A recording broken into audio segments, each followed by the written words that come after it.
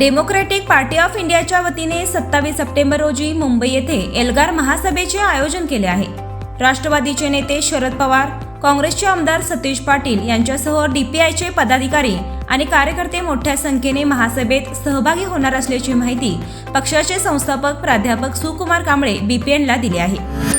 ही जी आमची महासभा आहे त्या महासभेमध्ये 2 विषय आम्ही मांडणार आहोत। 2 विषयावर चर्चा होणार आहे। सत्यशोधक अण्णाभाऊ साठे यांना भारतरत्न मिळाला पाहिजे आणि सत्यशोधक अण्णाभाऊ साठे यांचं स्मारक गोल्ड मिल मुंबई येथे 7 एकराच्या जागेवर उभं राहिलं पाहिजे।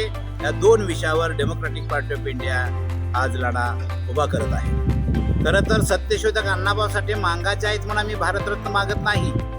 सत्यशोधक अण्णाभाऊ साठे मातंग समाजाचे म्हणून आपण हा विषय घेतला नाही, तर भारतरत्न देण्याच्या संदर्भामध्ये जो क्रायटेरिया आहे त्या क्रायटेरियामध्ये सत्यशोधक अण्णाभाऊ साठे बसतात। म्हणून आमची मागणी आहे की अण्णाभाऊ साठेंना मरणोत्तर भारतरत्न मिळाला पाहिजे। तो क्रायटेरिया असा आहे की विज्ञानाच्या क्षेत्रामध्ये काम कोणत्या देशाचं नाव जगात ज्यानं उज्ज्वल केलं त्याला भारतरत्न, त्याच्यामध्ये एपीजे अब्दुल कलाम बसले।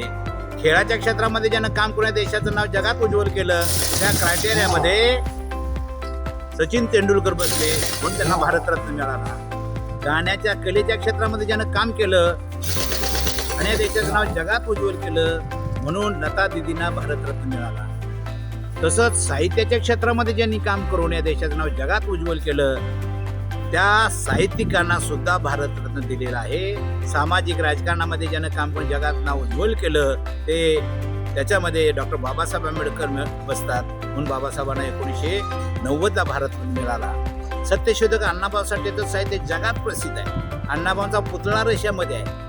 फकीरा ही कादंबरी 27 भाषेमध्ये प्रसिद्ध आहे। प्रत्येक विद्यापीठामध्ये अण्णाभाऊंचं साहित्य अभ्यासक्रमाला लावलेलं आहे। एका वाक्यावर प्राध्यापक माणसं PhD मिळवू लागलेले आहेत। अशा सत्यशोधक अण्णाभाऊ साठेंना साहित्याच्या क्षेत्रामध्ये प्रचंड असं काम करून या देशाचं नाव जगात उज्ज्वल केलं म्हणून अण्णाभाऊंना आम्ही भारतरत्न मागतोय आणि ही लढाई आमची आता सुरू झालेली आहे। आणि त्या लढाईची सुरुवात म्हणून मुंबई येथे भायखळ्याच्या ठिकाणी अण्णाभाऊ साठे या स्मारकामध्ये आम्ही भारतरत्न एल्गार महासभा घेतोय। त्या मोठ्या संख्येने सगळ्यांनी हजर हवं। बीपीएन ब्युरो न्यूजसाठी विजय यशपुत्त।